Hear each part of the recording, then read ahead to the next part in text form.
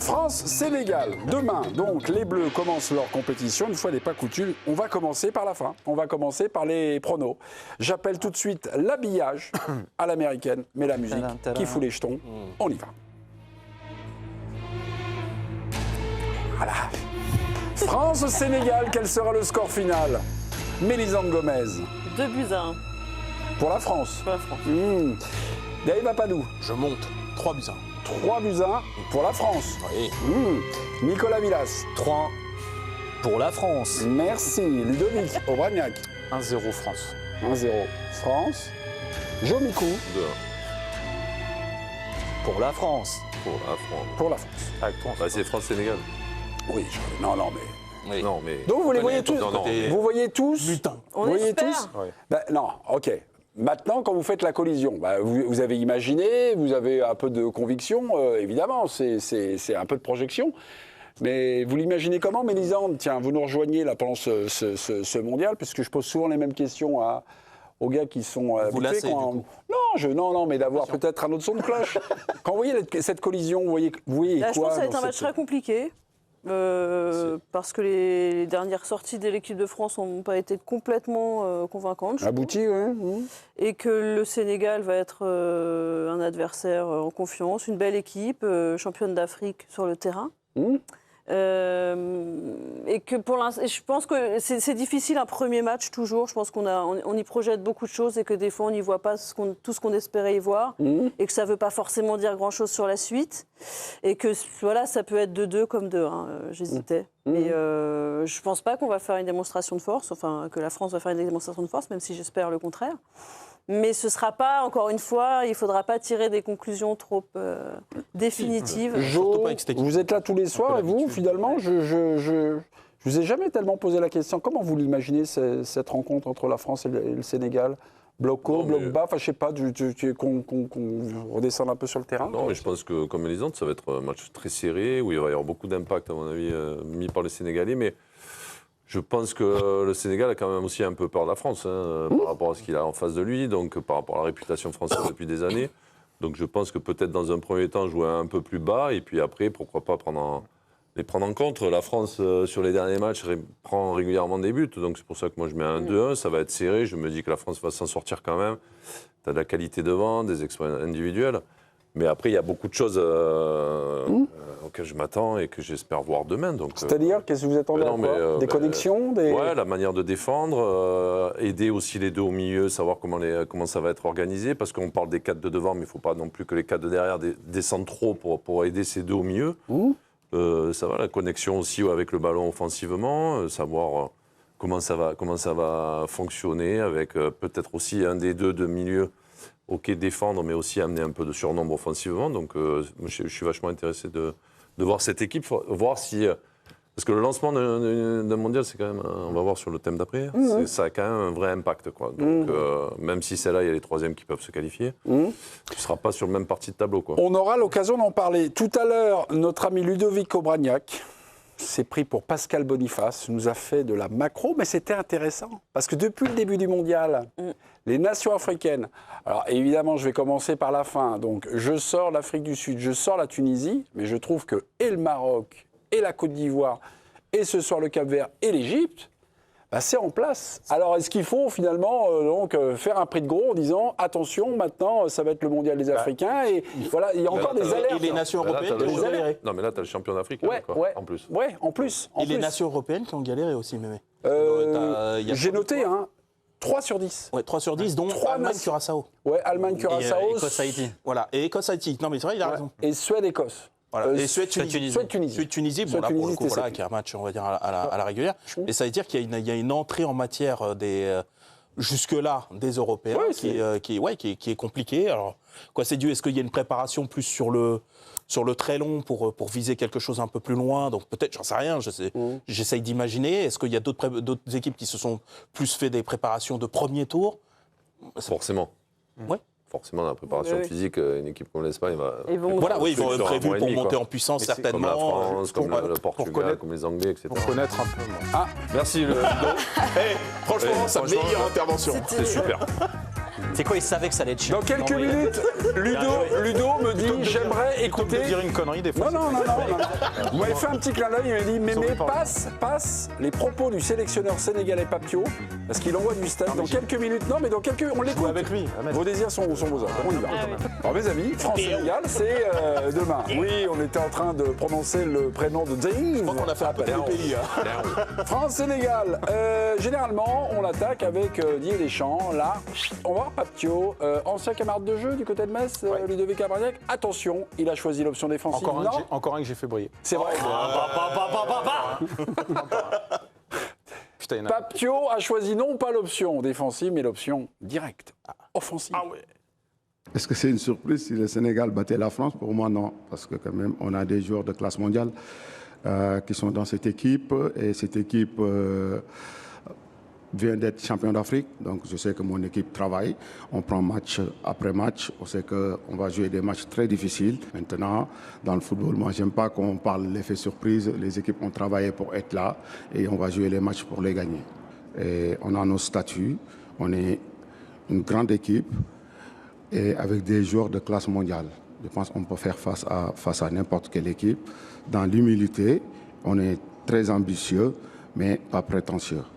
Voilà. Et il y a quelques minutes, Jo, vous imaginez cette collision entre la France et le Sénégal en disant peut-être que le Sénégal va se regrouper parce que la France a des atouts et tout ça. Ludo, vous, c'est une autre collision que vous imaginez? Je ne sais pas, mais pour connaître des scénarios. Il est nature peinture là, sur ce qu'il dit, c'est-à-dire que c'est quelqu'un de très humble, vraiment, véritablement, même s'il a un gros caractère. Je crois qu'il a envie d'invoquer, c'est ce qu'il dit, il a envie d'invoquer l'histoire passée et l'histoire récente, c'est-à-dire cette finale de Cannes qui reste quand même sur un imbroglio, même si ils sont toujours victorieux de cette compétition. Il faut marquer le coup suite à cette finale. C'est-à-dire qu'il le dit, on a une équipe qui est une équipe de très haut niveau et on veut le montrer tout de suite contre la France. Donc le coup on va attendre, sachant que Koulibaly n'est pas là, ou en tout cas diminué, c'est pas... Et c'est pas forcément une mauvaise nouvelle. Moi, je dis pas qu'ils vont attendre. Je dis qu'ils vont plutôt jouer derrière. Et après, mettre de l'impact. S'ils récupèrent, ça peut aller vite. Je pense l'inverse, moi. Je pense qu'ils vont tout faire pour faire douter la France. Et allez les jouer chez eux. Comme après, ils ont des marathoniens et des joueurs qui peuvent courir partout, qui peuvent embêter, qui peuvent couper les lignes de passe, qui sont capables de faire du box-to-box. Je pense que son idée première, c'est de surprendre les Français et d'essayer d'ouvrir le score en premier pour essayer après de gérer le match. C'est mon idée et c'est ce qui transpire de la relation que j'ai pu avoir avec lui. Mais ils ne réussiront pas à marquer. Ça, je sais pas. Ah bah si, vous avez dit 1-0. Ah oui, t'as dit 1-0. Non, mais j'ai regardé votre prono. Tu sais ou tu sais pas? T'as joué avec lui ou pas? Non, mais je veux pas tout donner comme ça aussi. Didier Deschamps. Les Français veulent savoir, bien sûr. Les Sénégalais aussi. Silence Dave. Didier Deschamps refuse d'endosser le statut de favori, ça depuis déjà quelques heures.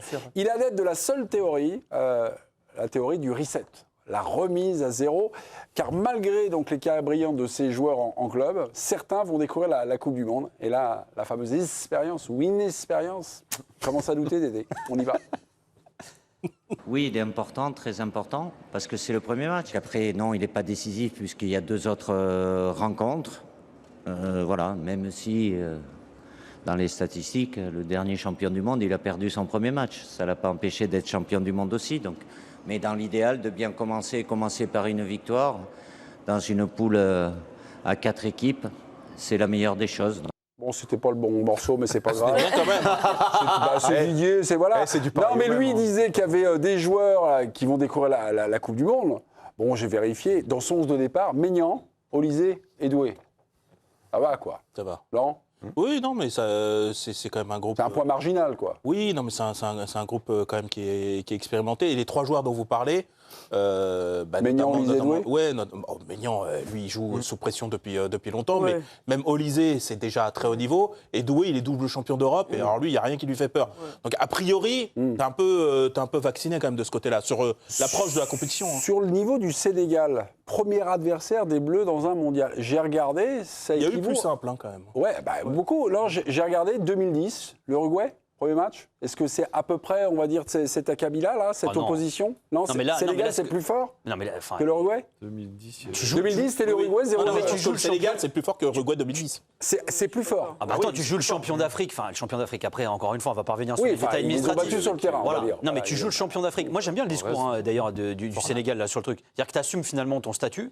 Tu as le droit d'être ambitieux, mais tu gardes quand même cette humilité. Après, pour en revenir à ce que tu disais tout à l'heure, moi, je ne ferais pas pour autant une généralité sur le panorama du foot africain. Déjà parce qu'ils ne jouent pas tous de la même façon, ils ne sont pas tous dans la même situation.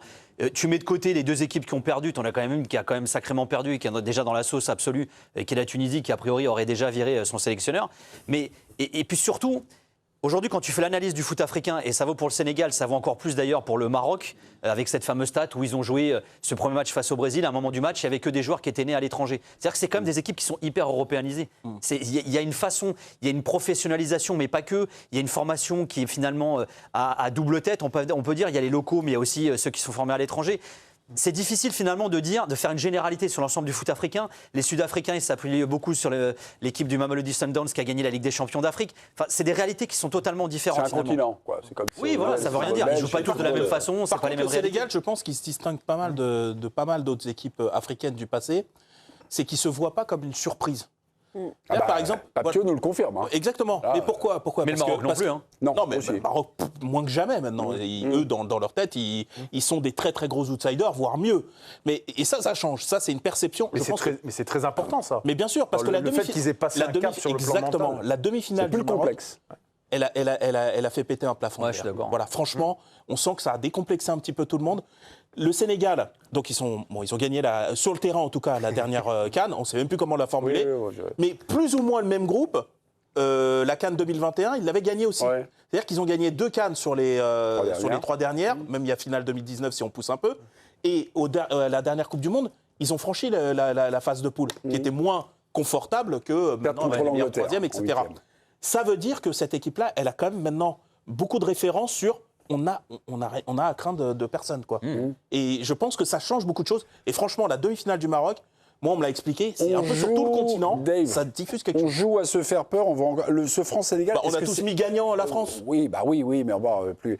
Ce France-Sénégal, c'est capital pour les Bleus. Il y a des oui, il y a des non, il y a des peut-être. Je crois que Dave, je crois que non, vous êtes le seul à dire oui. Pourquoi il est capital pour la suite du tournoi? Oui, alors, il n'est pas éliminatoire. voilà, c'est ça. Oui, on précise. Moi, je Il n'y a pense qu'il rien est- d'éliminatoire dans cette Coupe du Monde. Tu peux perdre, bien sûr, tu peux mais- perdre non, 2 matchs et te qualifier. Pourquoi c'est capital? Pourquoi c'est capital? Parce qu'on voit bien que, contrairement à l'impression qu'on avait après le rassemblement de mars, où tous les voyants étaient au vert, je trouve que là, ces derniers jours, enfin juste avant l'arrivée en Coupe du Monde, ça a réveillé des doutes sur le système, sur les hommes, sur est-ce qu'il va rester comme ça, est-ce que Kylian Mbappé peut changer, on aura un débat tout à l'heure sur son protocole, est-ce que Dembélé peut s'insérer, je trouve que ça réveille plein de questions. Tu peux t'engluer là-dedans. Exactement, Oui, mais t'as le c'est-à-dire temps qu'en de le faire en aussi. cas de mauvais résultat, je pense que c'est pas simplement une surprise, ça devient maintenant un problème. Dave, Oui. je vous écoutais, je regardais le visage de Mélisande. Elle n'est pas d'accord.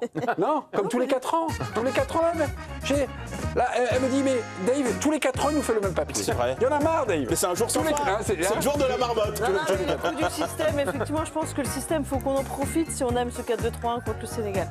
Ok, très bien, merci beaucoup.